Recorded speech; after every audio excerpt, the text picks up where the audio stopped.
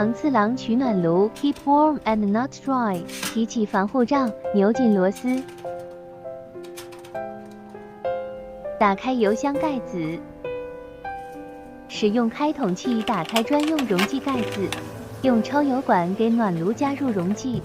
观察油量表，快满时提前停止加入。盖上盖子后，等待30分钟再点火，顺时针扭动旋钮开关，直至扭不动为止。用点火枪或火柴直接点着灯芯，并迅速盖上燃烧桶，等待温暖的火焰慢慢的燃烧起来。